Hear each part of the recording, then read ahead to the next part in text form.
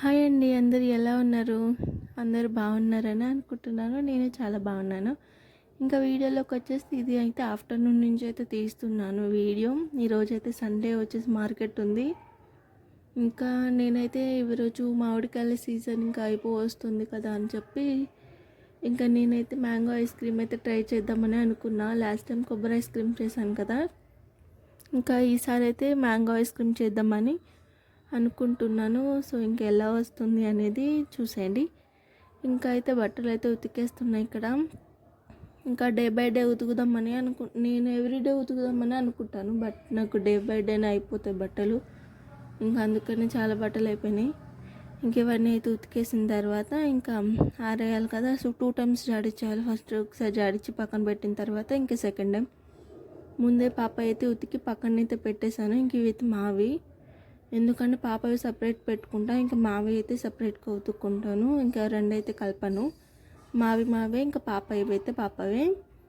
ఇంకా పాపవి అయితే లాస్ట్లో కొంచెం డెటాల్ కూడా వేసి ఇంకా ఉతుకుతాను. ఎప్పటి వరకు ఉతుకుతానని నాకు అంత ఐడియా లేదు. నేను ఇప్పటికైతే ఇంకా డెటాల్ వాటర్లోనే అయితే ఉతుకుతా పాపవి.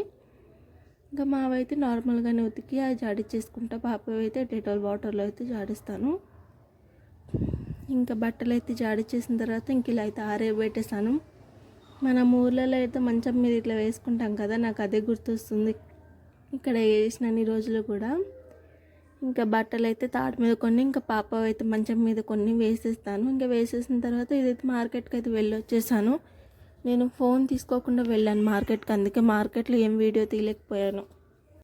వెళ్ళినప్పుడు మాత్రం డెఫినెట్గా ఫోన్ అయితే తీసుకొని వెళ్ళి వీడియోస్ అయితే తీస్తాను. ఇంకా పాప అయితే ఎక్కడ లేస్తుంది అన్నట్టు ఇంకా నేనైతే ఇంకా ఫాస్ట్గా అయితే వెళ్ళొస్తాను. ఫోన్ కూడా తీసుకోకుండా నేను వెళ్ళిపోతాను.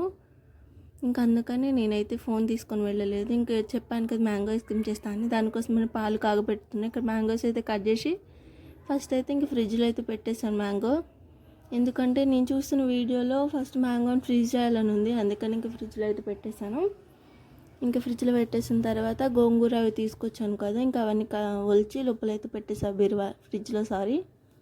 ఫ్రిడ్జ్లో పెట్టేసిన తర్వాత ఇదిగో ఇంక ఇలానే తడబడుతూ ఉంటా మాట్లాడేటప్పుడు. సడన్గా నాకు గుర్తురావు ఏం చెప్పాలి అని, ఇంకా ఇట్లా తడబడుకుంటూ మాట్లాడుకోవాల్సి వస్తుంది.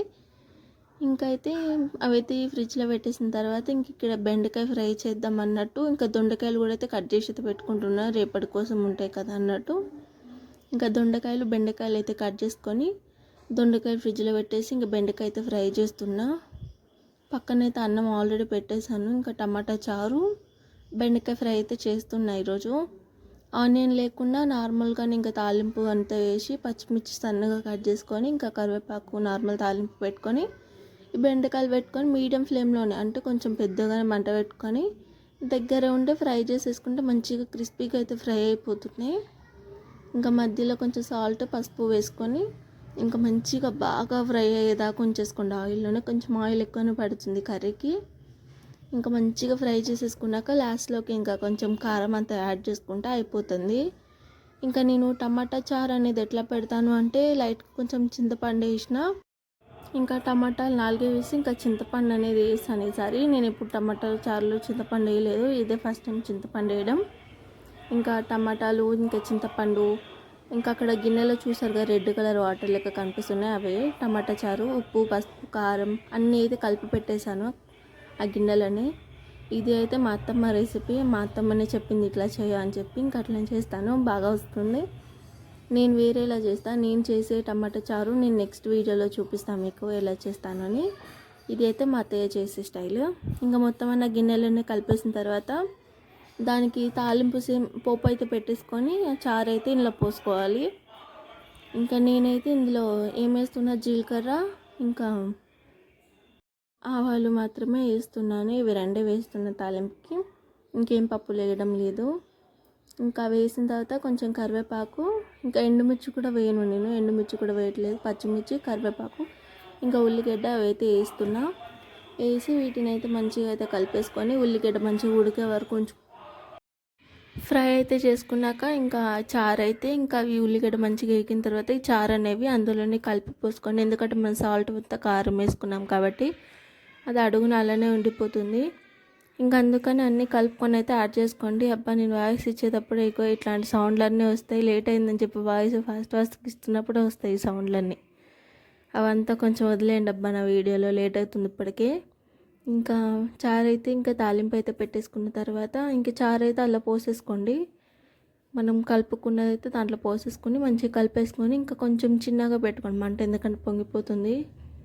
కొంచెం చిన్నగా మంట పెట్టుకొని మూత అయితే వేసి పెట్టుకొని మరుగుతుంది మంచిగా. ఇంకా తాలింపు అంతా మనం సపరేట్గా పెట్టాల్సిన అవసరం లేదు దీనికి.